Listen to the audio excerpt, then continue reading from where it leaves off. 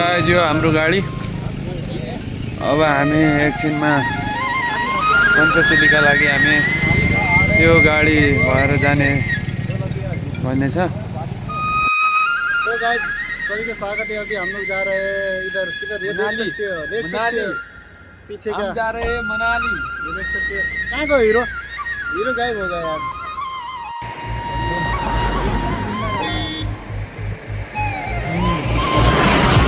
दिखाए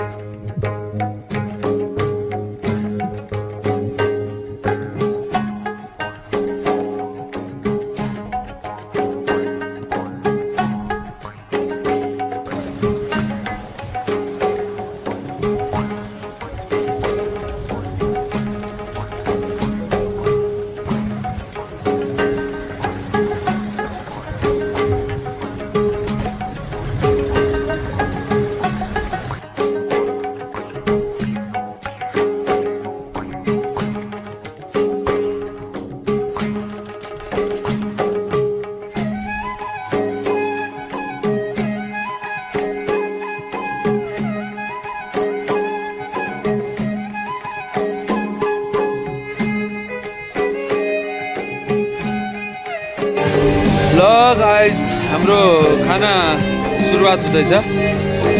केटाहरूले पुरा खाइदिइरहेछन् होइन।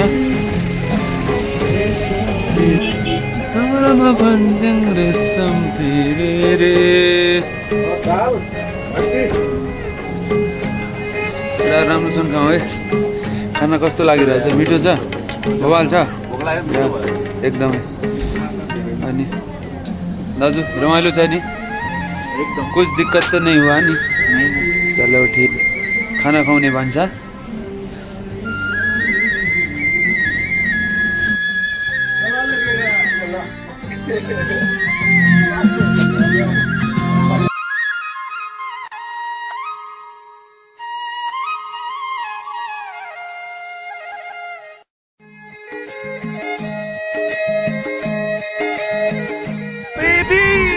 Come to Panchachuli.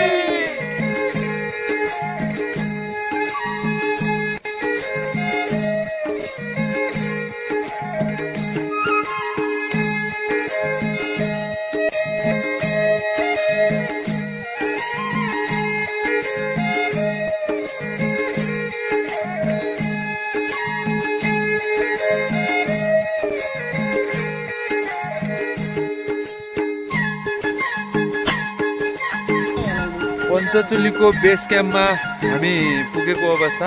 हाम्रो साथीभाइहरूको साथमा एकदम रमाइलो यात्रा रह्यो। आजको यो यात्रा हाम्रो अविस्मरणीय रहनेछ भन्ने हो।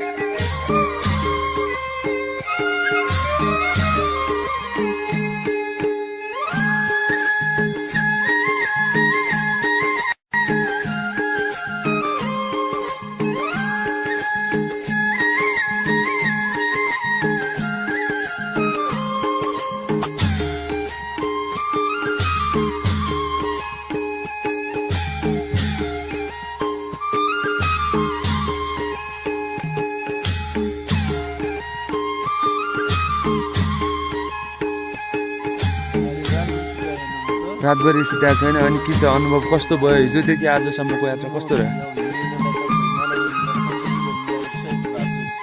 हजुर अनि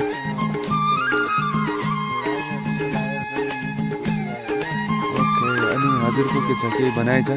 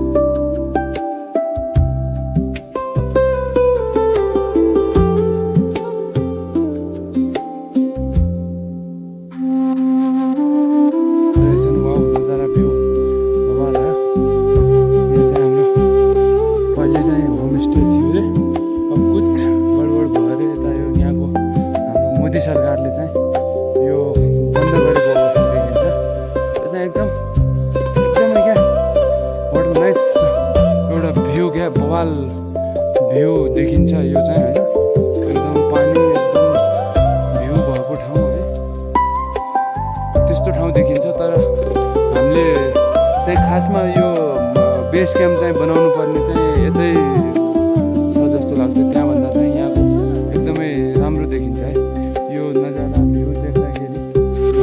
यो धेरै राम्रो होमस्टे रहेछ, यो चाहिँ हेर्नुहोस् एकदमै राम्रो छ। योले गर्दाखेरि हामीलाई यहाँबाट भ्यूदेखि लिएर हाम्रो सबै कुरा राम्रो हुन्थ्यो जस्तो लाग्छ। तर यो चाहिँ कुछ अब यो मोदी सरकारले के भनेर रहेछ, अब यसले कुनै नियम विपरीत गरेको हुँदा यो बन्द भएको अवस्था देखिन्छ। तर सबै यहाँको सामानहरूदेखि लिएर यहाँको स्ट्रक्चर हुबहु रहेको देखिन्छ। पञ्चचुलीको बेस क्याम्प पुरानो पहिलेको बेस क्याम्प चाहिँ यही थियो भन्ने हो होइन। अहिले चाहिँ यो बन्द भएको अवस्था देखिन्छ। हामी पनि यही बाटोमा हिँड्दा हिँड्दै यो देखियो। अहिले चाहिँ तोडफोड गरेर यस्तो बनाएको छ। सबै साथीहरू पुगिसक्यो, ऊ त्यहाँ पछाडिदेखि आइराख्नु भएको छ। सबै साथीहरू एकदम रमाइलो अवस्थामा बिहानी उठेर हामी अगाडि बढेका छौँ। यो चाहिँ हाम्रो एकदमै सबै यो पञ्चचुली ब्लकमा हामी समेट्नेछौँ। बाथरुम चाहिँ यता रहेछ, तर अट्याचमा चाहिँ नरहेछ, सबै छ है। यहाँबाट चाहिँ भ्यू एकदमै राम्रो देखिने रहेछ। ऊ त्यहाँ चाहिँ हाम्रो हिउँ पहिरो हेरेर प्रतिक्रिया चाहिँ दिनुलाई है। ओके ल, म अगाडि बढेँ है त फेरि।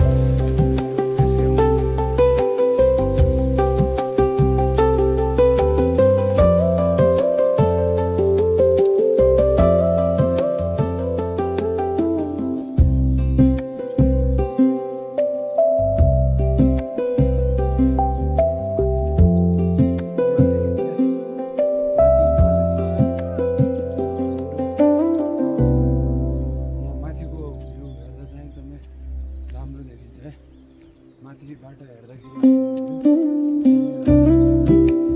पछाडि आवाज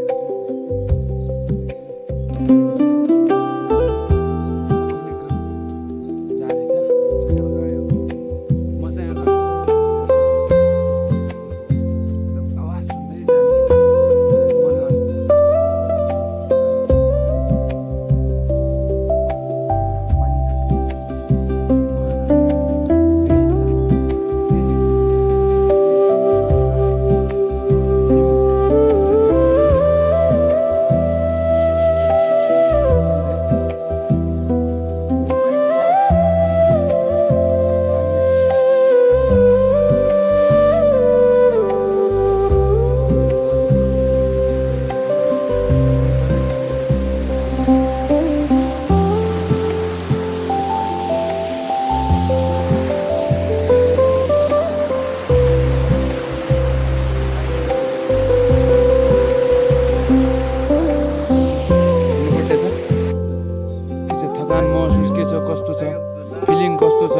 हाम्रो यो जुन हाम्रो यो यात्रा रह्यो, यात्राभर डडेल के अरे मतलब हामी त डडेलधुराबाट हजुर त के अरे धारचुलादेखि त्यहाँबाट यहाँ आउँदासम्मको अवस्था के रह्यो र कस्तो रह्यो रमाइलो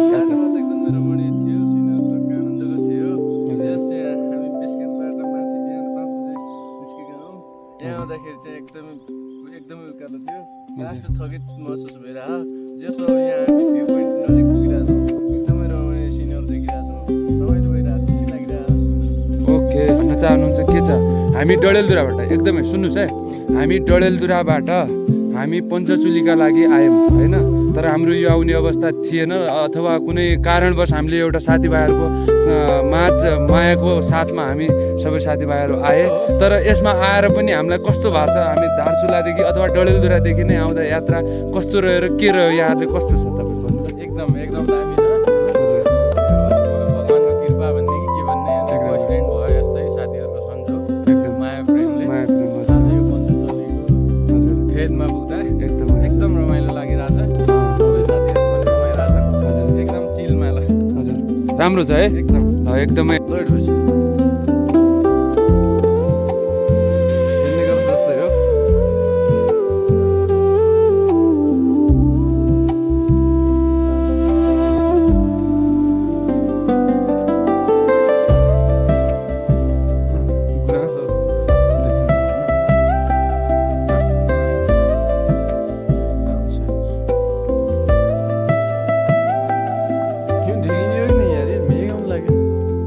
तलतिर आउँदैन नि यार सधैँ क्या मेघ आइसकेपछि म कहाँ हुनु भयो।